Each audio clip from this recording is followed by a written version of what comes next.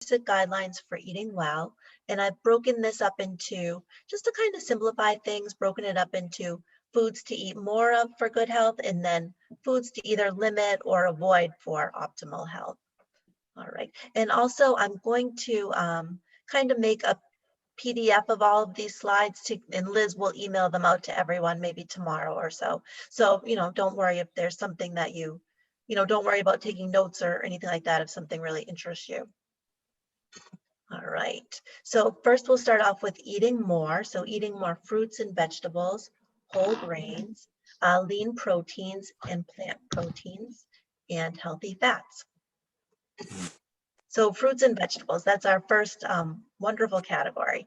So fruits and vegetables, they're low in calories, they're high in nutrients, just great for overall health. They promote heart health, immune health, your memory function, bone health, digestive health, healthy skin and vision. And they also lower risks of some cancers as well.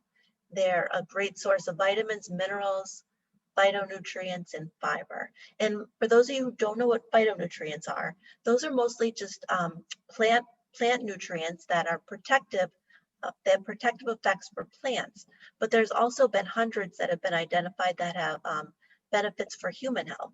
And some, different phytonutrients have different health benefits. Some maybe have anti-inflammatory effects, some have anti-cancer effects, some lower cholesterol, some, I'm not sure if I just said have anti-inflammatory effects, but there's some that have those as well. And different phytonutrients sometimes are associated with different colors of fruits and vegetables. So one way to make sure you're getting like a wide variety of phytonutrients is to think about eating all different colored fruits and vegetables. So kind of like eating from the rainbow. So like I just said, eating a wide variety of colors of fruits and vegetables every day. So it's recommended to have about 1.5 cups to 2 cups of fruit a day and 2 to 2.5 cups of vegetables a day. And you could think too, like an orange or an apple, one piece of fruit like that would be equivalent to 1 cup of fruit. Just kind of put it in perspective for you. And a lot of this information too comes from the dietary guidelines for Americans, which just the 2020 ones. These guidelines come out every 5 years, they're updated. And these just came out in December. So this group of experts, they kind of broke down their recommendations too to different types of vegetables to eat each week. So like the dark green vegetables, they recommend 1.5 cups a week, and that would be like broccoli, spinach, bok choy, collard greens, red and orange vegetables. That one, 5.5 cups a week. So that's quite a bit more that's recommended to help get, all the beneficial nutrients from those colors. And that would be tomatoes, sweet potatoes, carrots, red peppers, butternut squash, beans, peas, and lentils, 1.5 cups a week. That would be beans like, not green beans, but beans like kidney beans, garbanzo beans, pinto beans. Peas, which would be not green peas, but like split peas, black-eyed peas, and then lentils. Starchy vegetables, 5 cups a week. That would be like white potatoes, corn, plantains, jicama, water chestnuts, I think are in that group. Other vegetables would be 4 cups a week, and that would just be everything else: asparagus, avocado, cauliflower, zucchini, just to kind of break that down and, just to kind of keep think about that throughout the week. So I've put together some tips too for adding more fruits and vegetables to your day. You could add berries, banana, dried fruit to your cereal or yogurt. And dried fruit too, it's a great way to get your fruit in. They are high in calories though, just to kind of keep a mind on that.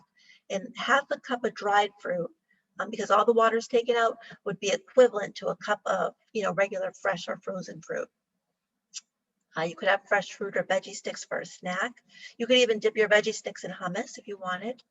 You could add vegetables to sandwiches, pizzas, pastas. Could try pineapple, pears, apples, dried cranberry on your salads. You could add vegetables to soups or stews.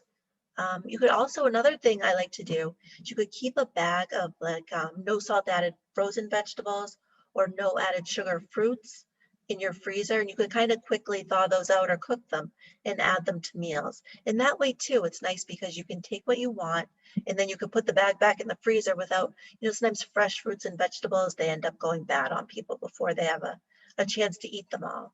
Does anybody have any other ways that they like to add fruits and vegetables to their diet?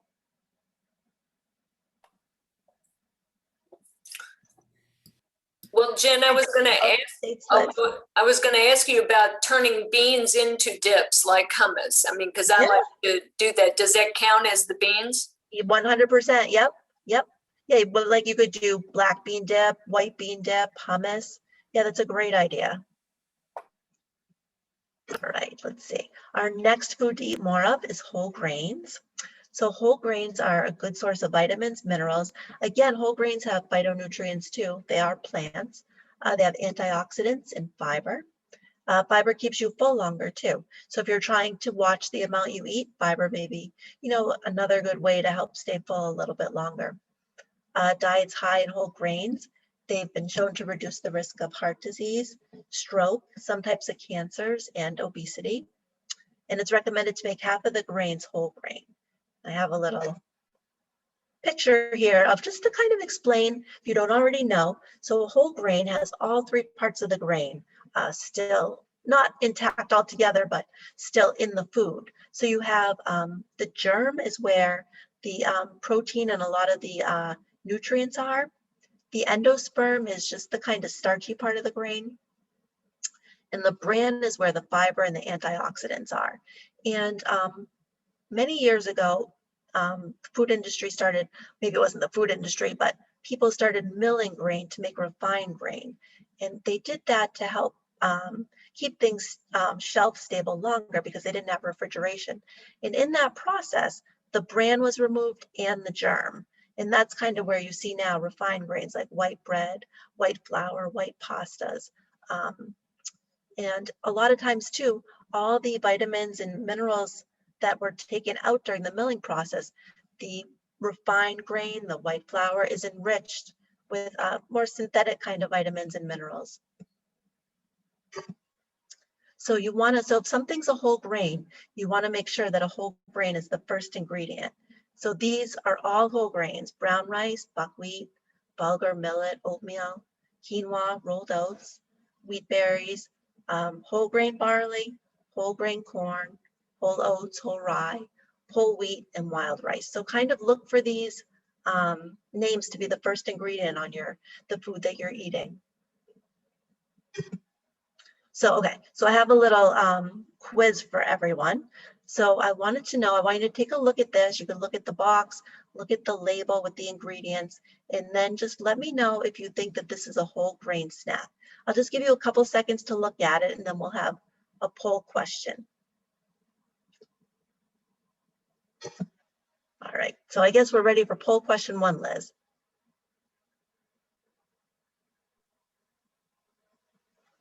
So folks, you should see this poll pop up on your screen, and you should be able to answer it. And then we'll give folks a few seconds to answer. It's all anonymous. And then I'll end the polling, and Jen will tell us what we're doing. And if you're still on your screen, if you want to get it off your screen, you can click that X of it. So I'll end the polling. And Jen, all right, what's the right question? All right. Let me share results. There we go. All right, so 10 people said that it's not a whole grain, and 2 people were not sure, which is okay. That's what we're here for. All right, let's see what all right. So you're all so smart. Be a label reader.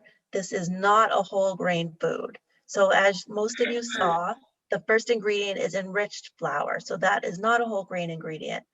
You could see the wheat flour. You could see too how they enrich it with all of the, vitamins and minerals too.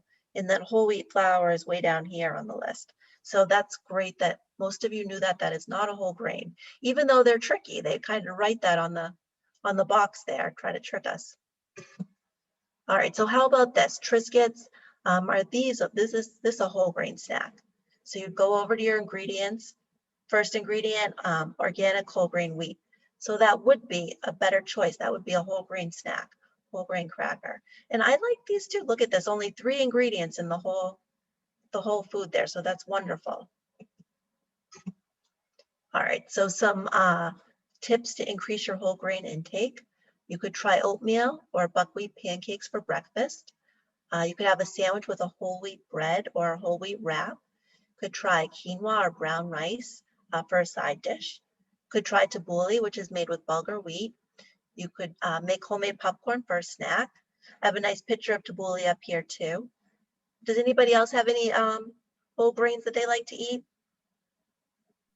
That work together, a group of people who are involved in organized crime. I like that one. I'm gonna make sure I mute some folks. There we go. All right. Thank you. So your question, what other? I didn't know if anyone else liked any whole grain snacks or any foods, whole grain foods. Someone wrote corn chips as a question mark. It depends. I guess it depends on what they're made of. Yep. So you could look, if you look at the first ingredient, if it's whole grain corn, if that's the first ingredient on your corn chips, then that would be, you know, a whole grain snack. For instance, if you have like a lot of most tortilla chips, that's the first ingredient is whole grain corn. So just kind of look for that on your snack. And if maybe your corn chips don't have that, look for one that does. Well, and Jen, I sometimes use whole wheat pasta, like mix it with the white pasta. Yep, great. Yep, that's a great whole grain. And that's nice too, because maybe if you don't like it to be, you know, maybe you enjoy having the white pasta, that's a good idea that you kind of do it half and half. Sometimes they have different cooking times though, right? They do, but yeah, you could just start one earlier. I just do my best. Yep, that's all you can do. All right.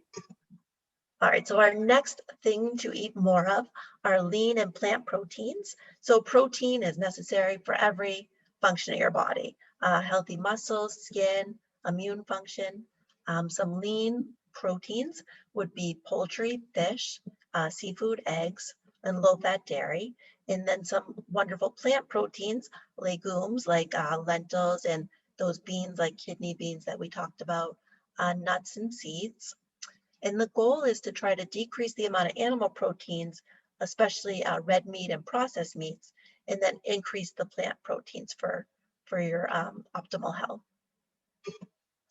So I have some ideas for incorporating plant proteins. You could have veggie chili, which would be full of beans instead of beef chili. You could add sunflower or pumpkin seeds to your salad. Could try tofu stir fry. Have peanut butter or almond butter on your toaster bagel, which, you know, that would be maybe a better choice than cream cheese or butter or jelly or jam, because the peanut butter and the almond butter have some protein in them.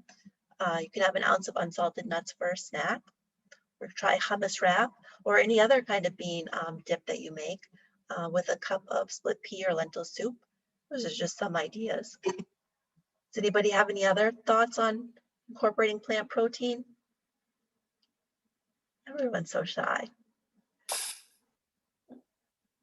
All right. All right, let's see. Jen, what do you think about tempeh versus tofu? Tempeh, I think, is also soy.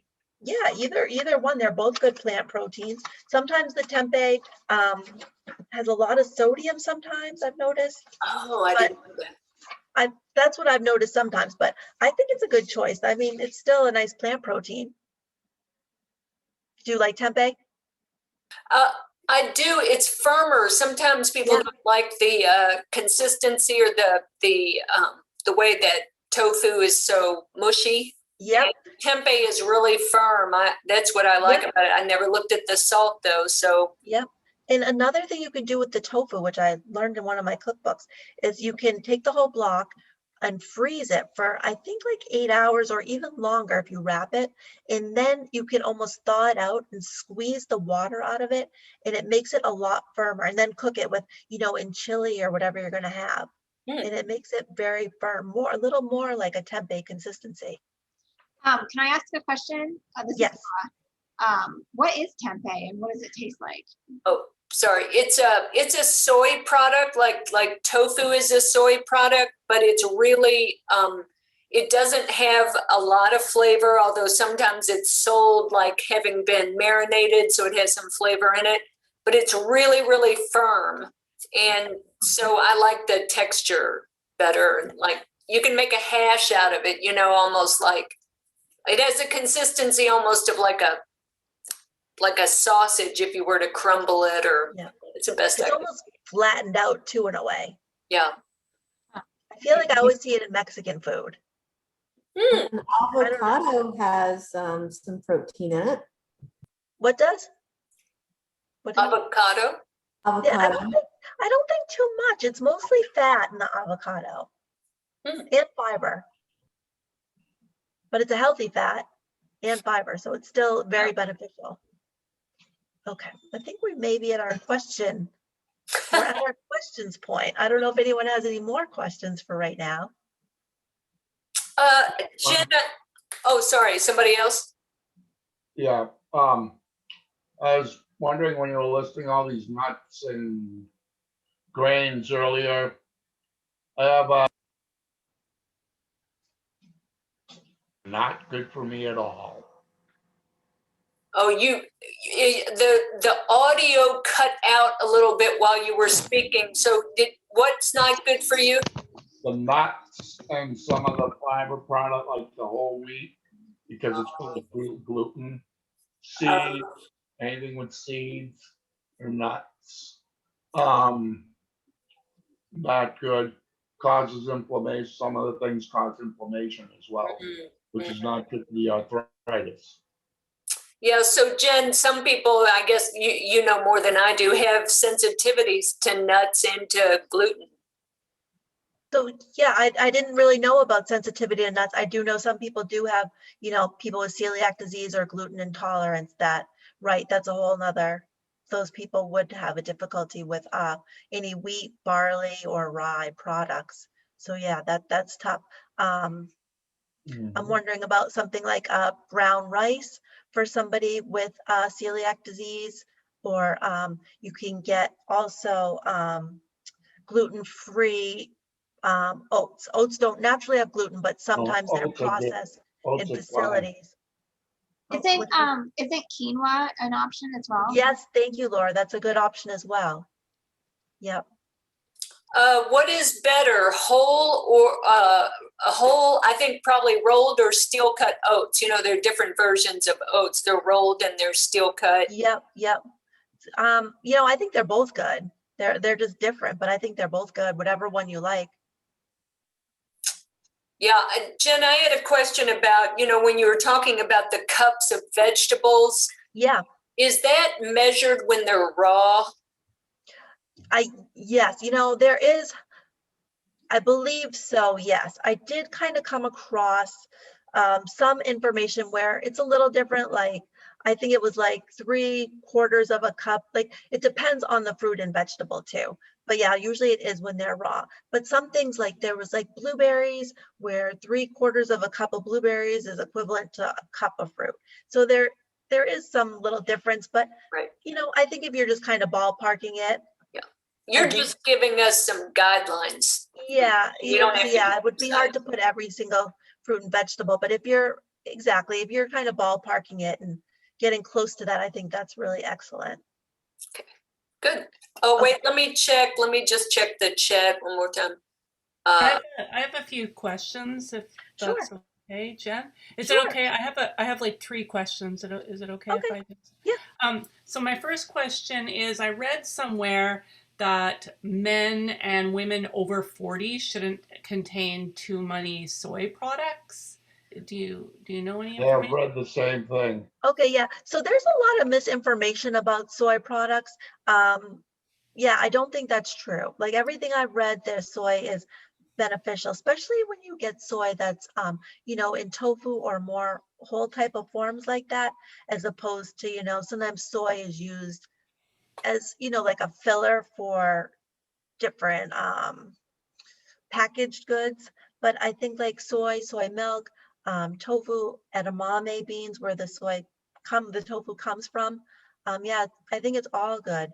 And there's been, you know, even information about it having protective effects, especially when you're younger too, for like breast health. So yeah, I think there's a lot of misinformation about soy. I don't know where it comes from or why, but did that answer, Terry? Yeah, that's great. Thank you. Okay. And my other question is, I'm sure as a C6, I'm a C6 tetra as well. And I don't know about you, but I have really low blood pressure. So I'd love some healthy ways to sort of increase that. In addition, like after I eat, my blood pressure like tanks, right?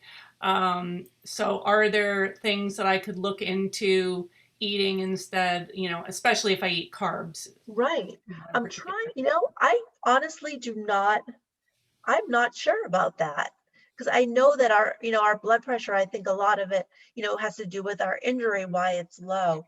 And I'm not sure. And I think too, in the same respect, I do know things that raise your blood pressure, like sodium and things like that, which we don't really want to do. Because I think, I'm not a doctor, but I do believe that even though our blood pressure runs low, I think if it were to be, like I have had doctors tell me that you do have to watch, like if it's more normal, even though it's not high for the general population, that could still be kind of dangerous for, do you know what I'm saying? Yeah. Anybody else know about Can that?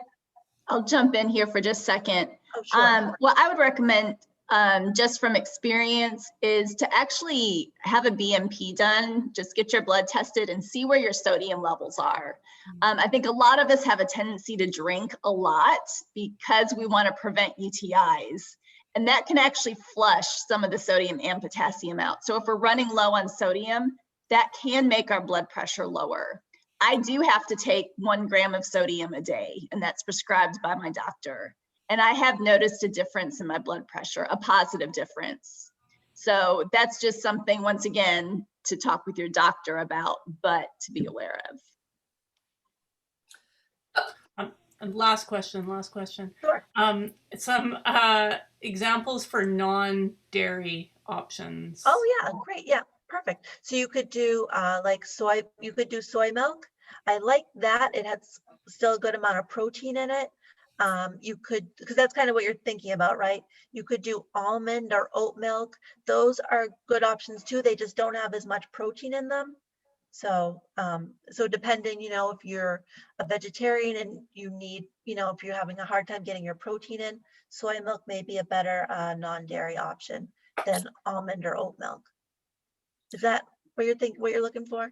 Yeah, Okay. perfect. Thank you so much. Okay, you're welcome. Jen, there is one other question relevant to the topic that you just went over. That's why I'm going to go ahead and ask it. And that is, what about sugar in fruit? Do you have to worry about watching the sugar that's in fruit? Well, no. So I will kind of get to this a little later on with sugar. But I can just answer it right now as well. So sugar in fruit, I mean, there is sugar in fruit, of course, but there's so many other beneficial nutrients that go along with fruit that I would hate to tell people not to have fruit because of the sugar in it, because you're going to have all those vitamins, minerals, fiber, phytonutrients. So I would still, have your fruit. I mean, maybe don't have 6 cups of fruit a day, but, cup and a half, 2 cups of fruit a day, I think would be really good for your health, even though it does have sugar. Okay. All right. So our next food to eat more of are healthy fats. So this includes monounsaturated and polyunsaturated fats. These fats support heart health. Some have anti-inflammatory effects like your omega-3 polyunsaturated fatty acids. I just the acronym there is PUFAs. Omega-3 fatty acids, they also support normal brain and nervous system function. And some good sources of healthy fats would be your vegetable oils like olive, canola, saffron oil, nuts, seeds. Fish and seafood are great sources of healthy fats, and avocado. And then I know people are often interested in the omega-3 fats because of their anti-inflammatory effects. So those are tuna, salmon, flaxseed, walnuts, chia seed has that as well, mackerel, Shoot, there was one other fish too. I think sorry, I kind of spaced it on the other fish. Anchovy? Is it Sardines. Yeah. Sorry, I think it's sardines. Thank you. Okay. You're welcome. All right, so some ways to incorporate healthy fats into your day. You could try baking salmon in parchment paper for dinner. You could have some avocado slices on your salad. You could dress it with olive oil. You could sprinkle ground flaxseed on your cereal. You could stir fry tofu or edamame beans in walnut oil. You could visit bulk bins at the grocery store, make your own trail mix. You could have a variety of nuts and seeds in there. You could put dry fruit in there as well. Does anybody else have any ideas about some healthy fats that they like to add?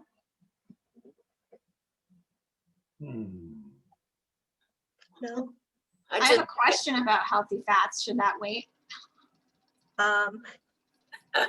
What do we got for time? We are at 6 o'clock. All right, wait, can you hold it, Laura, till? Sure, yeah. Thank you. All right, so now we're gonna move on to the eating less part of the presentation. So you wanna eat less sugar and refined grains, less red and processed meats, less saturated and trans fats, less sodium and less alcohol. All right, so sugar and refined grains. So sugar would be in desserts, pastries, cookies, sugar sweetened drinks. Refined grains, that would be white bread, white pasta, white rice, many crackers. These just add empty calories in a diet high in refined carbohydrates, which sugar and refined grains are both carbohydrates. Those may negatively affect cholesterol levels and heart health. Also too, I just wanted to also say, we talked about sugar before and natural sugar. You know what? I apologize. I'm going to mention this in a couple slides. Sorry. All right. So added sugar should make up less than 10% of your calories throughout the day. So this comes from the Dietary Guidelines for Americans. So I just kind of did some math here for us. So if you were to consume 1,500 calories a day, then this would be no more than 37.5 grams of added sugar a day, or 9 teaspoons. So you would do 1,500 calories, in our example, times 10% would be 150 calories. Every gram of carbohydrate has 4 calories. So you would take 150 divided by 4 would be 37.5 grams. And then every 4 grams of sugar is 1 teaspoon. So this particular individual that has 1,500 calories a day should try to do less than 37.5 grams or 9 teaspoons of added sugar a day. So the key is to be a label reader. So the nice thing is now, a couple years ago, they changed the food labels to include how much added sugar is in something, which is really nice. So this particular food, you look, a serving size is 2/3 of a cup. Total sugars are 12 grams and the added sugars are 10 grams. So this kind of shows that this particular food has 2 grams of natural sugar, right? Because 12 total minus 10 of added. And the natural sugar, although your body doesn't really notice the difference between added sugar and natural sugar, the natural sugar usually found in fruits or milk products that has other nutrients that are beneficial to you, where the added sugar is just empty calories. So poll question 2, Liz.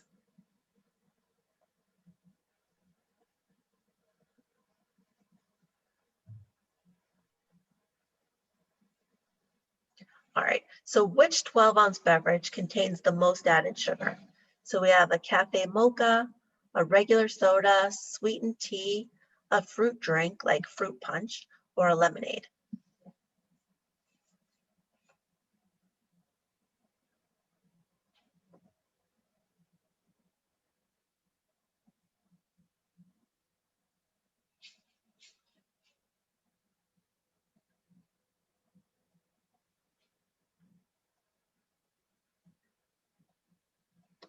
I'm gonna go ahead and end the poll right. and I'll show the results. All right, wonderful. So the majority of people think that it's a regular soda has the most sugar in it.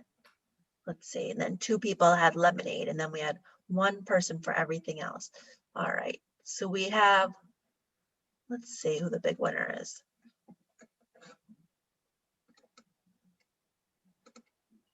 All right, so the biggest sugar culprit is fruit drinks like fruit punch. So look, 12 ounces of fruit punch, 238 calories, 59 grams of sugar. So that would be way more than, you know, our sample person, our 1500 calorie a day person. That's almost double their daily allotment of sugar, 14 teaspoons. The regular soda, which many people thought was the worst sugar offender, that still has quite a bit, 37 grams, 9 teaspoons, 45. quite a bit. So our best choices would be plain water or unsweetened tea. I mean, just to put it in perspective too, imagine kind of, you know, putting 15, like 14 or 10 teaspoons of sugar into a drink. It's quite a bit. All right. So instead of soda, you could have water. Instead of white bread, which is that refined carbohydrate, you could have whole grain bread. Instead of cookies, you could have homemade popcorn. I like too, in this picture, you can see you can kind of sprinkle some spices on your homemade popcorn. Instead of a candy bar, you could have fruit. Instead of white rice, you could have brown rice or quinoa. Instead of white pasta, you could do, you know, just like Liz said, you could do whole wheat pasta, or could do quinoa. Be some different choices there.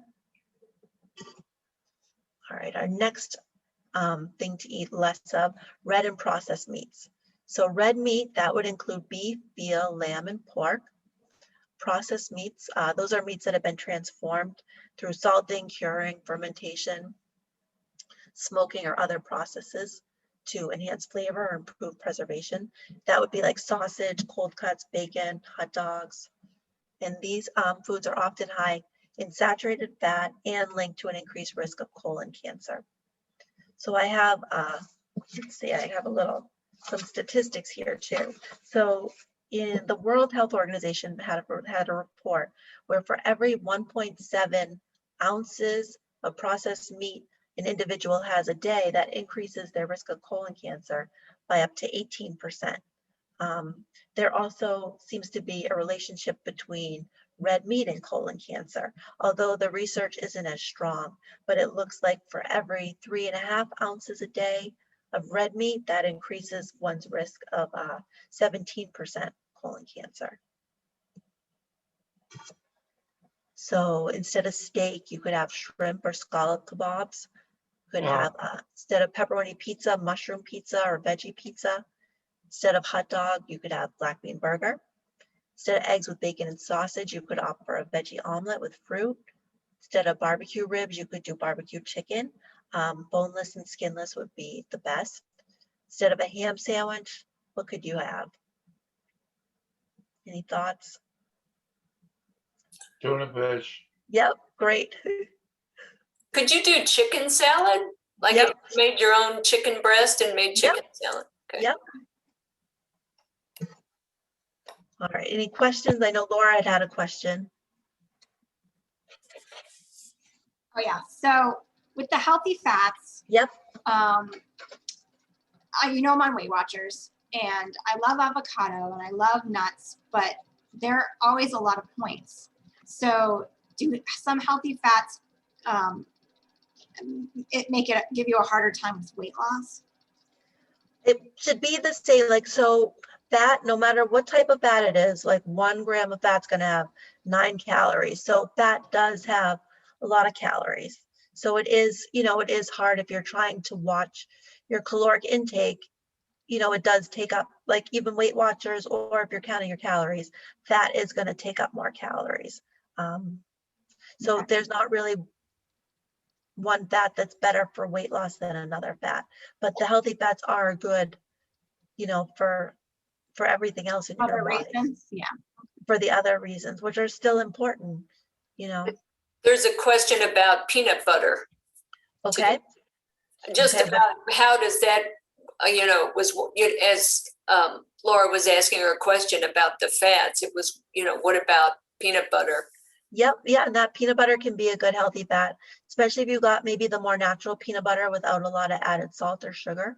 But yeah, any nut butter is a good healthy fat as well. And then, you know, just like Laura said, that is high in calories, but you could watch your portion and still, you know, include that in your diet.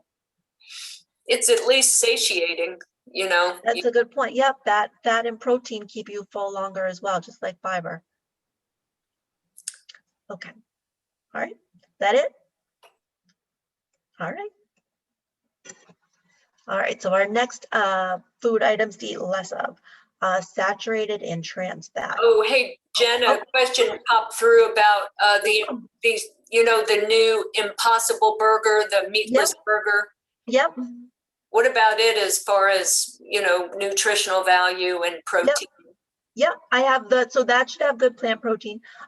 You know, I don't, off the top of my head, I haven't looked at the food label on that, so I'm not sure, you know, about how much salt. I know sometimes some of these, like I'm kind of, I eat these foods as well, but some of the like kind of mock meats and kind of almost like vegan junk food in a way. Sometimes they do have a lot of sodium and maybe they're not as good choices as other whole foods like tofu or nuts, things like, or beans. So I haven't looked at the Impossible Burger at the food label, so I don't want to say too much about it. But I think that would be an okay, you know, choice to try that. But again, with these things, kind of check your food label, see how much sodium's in there. So I hope that helps. I'm sorry, I don't know more about the Impossible Burger. Okay. All right, so saturated fat. So this would include red meat, beef, pork, and lamb, high-fat dairy, like cream, butter, whole milk, most cheeses and ice cream. Let's see, and trans fat. So trans fat, it's created in an industrial process. So they're taking fats that are normally liquid at room temperature, and they're adding hydrogen to them to make them more solid at room temperature.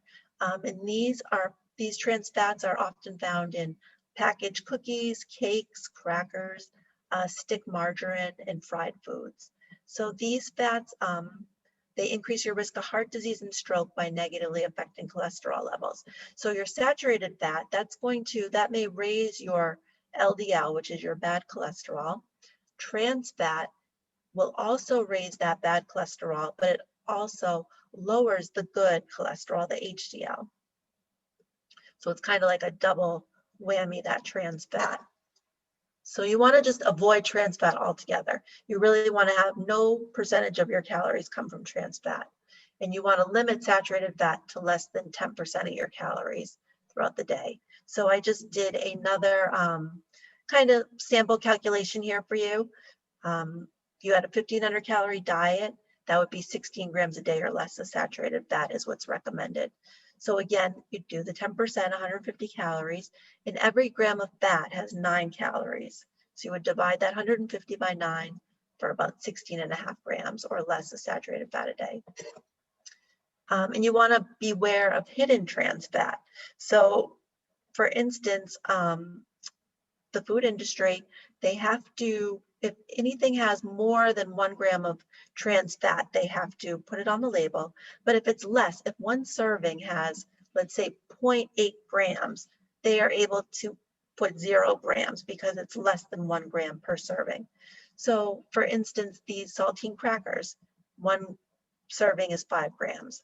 But let's say you had 2 servings, 10 crackers. You could end up having maybe 1.5 grams of trans fat. So you have to be careful. So you want to read your food label. Anything that's like a packaged cookie or cracker, look for this partially hydrogenated oil. It doesn't have to be cottonseed oil. It may be another type of vegetable oil, but look for those words, partially hydrogenated oil. And if it just says hydrogenated oil, it may or may not contain trans fat. If it says fully hydrogenated, then that is okay. That would not contain trans fat. It's kind of tricky. All right, so instead of butter, which is a saturated fat, you could have olive oil. Instead of whole milk, you could have skim milk, 1% milk. You could have soy milk, almond milk. Instead of steak, you could have marinated grilled chicken. Instead of Ritz crackers, which often have trans fat, you could have Triscuits. Instead of a little Debbie's brownie, you could do a homemade trail mix. Instead of a fried seafood plate, you could do maybe like a grilled seafood, something on the grill. You could do grilled salmon, grilled shrimp. All right, the next one is to limit sodium. So excess sodium increases risk for high blood pressure, stroke, heart disease, kidney disease, osteoporosis, and stomach cancer. So adults should have less than 2,300 milligrams a day, which would be about 1 teaspoon of salt. And the majority of the salt in the United States, sodium, comes from packaged foods, foods prepared in restaurants. Most sodium is not in foods. The sodium that is naturally in foods does not make up the bulk of the sodium that we consume. And even the sodium that we add at the table, like table salt or in recipes at home cooking, that is not where the majority of our sodium comes from. So in the United States, the CDC put together this list. The top sources are breads, rolls, pizzas, sandwiches, cold cuts, soups, burritos, savory snacks, chicken, cheese, eggs, and omelets, which I assume is more from things prepared at restaurants. And then I like this too. They have this little sandwich stack. How does your sandwich stack up on sodium? Look at this, one sandwich has 1,522 milligrams for the whole sandwich. So that's, more than half of what someone should have for the whole day. So you see just the bread has 200 milligrams in each slice. The turkey, almost 700. So quite a bit. And also, so it's important to read and compare your labels. Sometimes two foods that seem exactly the same, one may be high in sodium where the other is not. So this particular one, you can look at your food label. This one is 2 ounces of a serving, 2 servings in a can, and that's 35 milligrams per serving. So even if you ate the whole can, it would only be 70 milligrams of sodium because you're still going to have your bread and your mayonnaise probably. Where this one, it's a little different. 1 can is a serving, but 1 can, 320 milligrams of sodium. So this has quite a bit more. So just, check your food labels, compare. All right, our last item is to limit alcohol. So men should have less than 2 drinks a day. Women less than 1 or less drinks in a day. And this too is a specific amount. It's not, however much you could fit in a glass. It's 1 drink would be considered 1.5 ounces of hard alcohol, 5 ounces of wine, 12 ounces of beer. And excessive alcohol consumption can increase your risk of death from all causes, liver disease, heart disease, and injuries compared to lower intakes. And even low intake of alcohol can increase your risk of certain cancers and some types of cardiovascular disease. And of course, there's some people that shouldn't drink at all, people maybe on certain medications or with liver disease. And again, alcohol is also, if you're trying to maintain your weight, it's excess empty calories as well. So I like this. Harvard put together this little healthy eating plate. And you could, even pull this up online and print it out, put on your fridge if you want. It kind of talks about everything we went over. Healthy fats, eating more vegetables, a wide variety of fruits, healthy lean proteins, avoiding processed meats, whole grains, water, avoiding sugary drinks. And then another one is the Mediterranean Diet Pyramid. And this is a nice website too, this oldways.com. They have wonderful different diet pyramids. They have Mediterranean, they have African, Asian, they have recipes, all sorts of interesting things on that website. In this, the Mediterranean diet, the bulk of the diet is all grains, healthy fats, vegetables, fruits, and then seafood twice a week, moderate portions of poultry and dairy, and then just eating meats and sweets just on occasion. So in summary, eating more fruits and vegetables, more whole grains, more lean proteins and healthy fats, less sugar refined grains, less red and processed meats, less saturated fat, less sodium, and less alcohol. Then I have some nice resources here. These dietary guidelines, you could go to this website. They have a whole, it's probably like 140 pages where there's lots of information about the dietary guidelines. They have charts and graphs and for every phase of life too. Children, pregnant and breastfeeding women, older adults. Academy of Nutrition and Dietetics has great resources on food, health, fitness. They have recipes. I also like the NIH has an Office of Dietary Supplement. I know people are interested in supplements a lot, and this has some nice evidence-based information and fact sheets on all different supplements. Rethinking Drinking, they even calculate the calories of drinks for you. Liz shared this with me, this Kentucky Inclusive Health Collaborative. This looked pretty interesting. It's nutrition and cooking resources for individuals with disabilities. So they had I noticed they even had like adaptive utensils and cooking equipment on there too. In the American Institute of Cancer Research, they have some great recipes, ideas for incorporating plant protein into your diet. I found a nice lentil and walnut bolognese that I just had the other night from that site. That was great. All right, questions? I know it's a lot of information.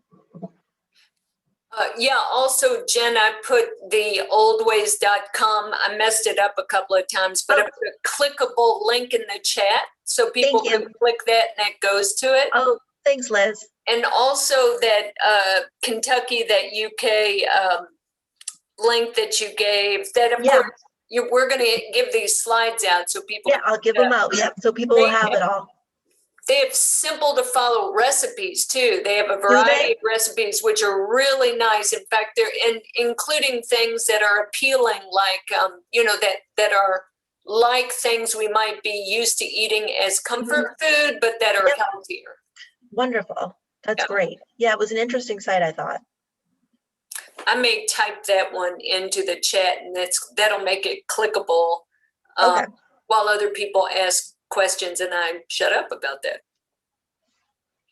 Can you go back to those? Can you? Of course. Thank you. Anybody else have questions?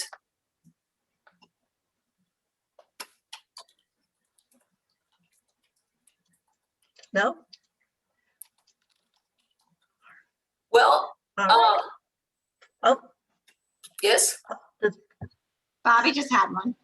Hi, Bobby. So, hi, this is great. Question about margarines, okay? Sure. So it's one thing to say don't have them, but for someone who's dairy sensitive, who uses margarine, and there's so many different margarines with olive oil in them and other things. Do you have one that you think is more healthy than the others? I don't, I think as long as it's like a soft margarine, like a tub, just try to avoid the stick margarines because those can often have trans fat. But no, I don't really have one that's better. Me personally, I like Earth Balance and I like Smart Balance. I use margarine too. I like the taste of it. And in a recipe, if you were substituting something for margarine, for butter, would you use one of those then? The Earth Balance, I do think that Earth Balance and Smart Balance are almost the same. I do see on my Earth Balance that you can use it for recipes, for cooking. So I have seen that on the little, I haven't done that, but I do see on there that it says that. Great, thank you. You're welcome.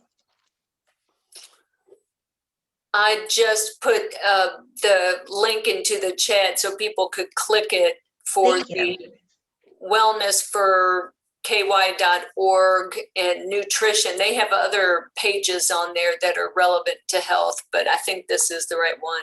Okay, great. And also, just to, Jenny, did you have a question, Jenny Smith? I saw you. No, keep going. Okay. I was just going to remind people that the upcoming classes, not everybody was, people came in after we started. And so I just want to remind people that next week, we get more specific. Next week is going to be focused on attaining healthy weight. And then after that, it's going to be about GI issues, eating for neurogenic bowel. And then the last class is going to be eating for healthy skin, ways that we can prevent or heal pressure wounds. So it's going to be the fourth class, just as a reminder. Yep. Liz, I had a question. Can people still sign up? Sure. Yes. Okay. And you can come to, I mean, if you want to come to one and not another, that's perfectly fine. And we are recording them, and I will, I am going to put them on the Gathering Strength website, which I may, shameless plug right now. I'll put that our website into the link so you can see if I can talk and type at the same time. So you all can check out the website, and if you go to the classes link, you'll see this class, and when I put the recordings up, it'll be on that page under the title of the class. And I'll, of course, email everybody too. So. Thank you. Sure. Bobby? Hi, Bobby. Hi. So 2 more questions, if that's okay. Sure, of course. One, I just forgot. So, oh my gosh, I can't believe it. I'm sorry. That's okay. Oh, olive oil, oils. You mentioned walnut oil. Yep. So I've heard of oils being preferred for when you're using higher temperatures, but is there actually a nutritional benefit to using some oils more than others? And how do you know if virgin or olive oil is good for you or not? Do you have any comments on that? So olive oil is a nice monounsaturated fat, which is good for your heart health. And I do believe you're right that has like a lower, you don't usually cook at too high of a temperature with olive oil. It's usually used more for dressings and things like that. Canola oil has, I think canola oil out of all the oils, that has a fair amount of omega-3. And a lot of these oils have multiple types of fat, not just omega-6 or omega-3. Sometimes it has a combination. Walnut oil is a nice, that also has omega-3 in it. And that can be done at a higher temperature. You could do a stir fry with that. Does that answer your question? Kind of. I don't know about, I've heard that all olive oils aren't even equal. So you have to do your research about where they're from and how old they are. And, I don't know how much that's important. The other question I had, I just remembered, was about flax milk. What's your impression of that? Flax milk? I don't know. I have not had flax milk. I know I like flaxseed. I like to kind of ground it up and put it on cereal, flaxseed. It's kind of like got a nutty flavor in it. That has omega-3 fat in it too. I have not had flax milk though. I've not. I'll have to look into that. I haven't. Have you tried it? Yes, I drink that. Is it good? I mean, can you imagine milking a little flaxseed? That's what I have trouble with. It's like milk. Yeah, I didn't even know. But it tastes good. Well, then that's good. I'll look into that. I'm kind of interested. I didn't even know about that. I have a follow-up question about the oils at higher temperatures. Okay. What exactly is not good about using olive oil? Because I just use olive oil for everything, because I just buy one thing and that's what I use. Well, if I can jump in on that, I believe, Jenny, it's just that some oil, like olive oil, you wouldn't want to, say, if you were going to deep fry something, you want to use something, the oils that are preferred at a higher, to cook at a higher heat. If you Google it, you'll see what the temperature level is that you would want your oil, which oil you would want to use if you were cooking at certain temperatures. Now I'll shut up because Jen knows. Thank you, Liz. No, thank you. You know what? I love nutrition and dietetics, but I'm not a huge cook. So I'm glad to get these other perspectives on things that come with cooking. Gloria just said, and this is the right way, olive oil smokes at high temperatures. Yeah, So yeah. yeah, What would be considered a high temperature? Or a low smoke point, right? yeah. I think you'd have to Google it. I want to say like, Okay. 500 or something like that. To me, it's Okay. pretty high. I mean, because I use olive oil. Something on this stovetop. Right. No. I use olive oil to cook almost everything. Yeah, too. works Okay. fine, yeah. Okay. So there was a question in here about recipes that might address bladder cancer. I don't know if there's anything that's specific that you know about. No, I do not know about that. I do not know about that. Like recipes, yeah, no, I'm not sure about that. I could look into it. Would that American Institute on Cancer Research Healthy Recipes have something like that? Yeah, could you Possibly. put that link? Yep, that's down there, yep. Could Let you put it me, in chat? yeah, let me, which one is it? Which one is it? Oh, The I very see. last The very one. bottom. Like I'll I put know it in. in general, fruits and vegetables have, the phytonutrients like we talk about, which help, have anti-cancer type of benefits to them. But I don't know that it breaks it down to specifically bladder cancer. I'm not sure about. We have to go. Thank you. Enjoyed it. Okay. Thanks.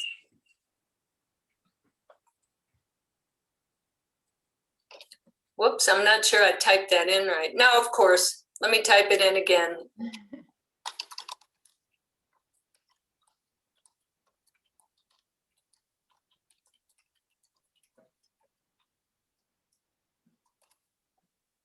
Okay. All right. Well, you know what, folks? Thank you so much. I'm mindful of the time. It's 6:32. Jen, thank you so much. Very Thanks for listening helpful. to me. Yeah, glad to. Appreciate everybody showing up. We hope we'll see you in the next classes.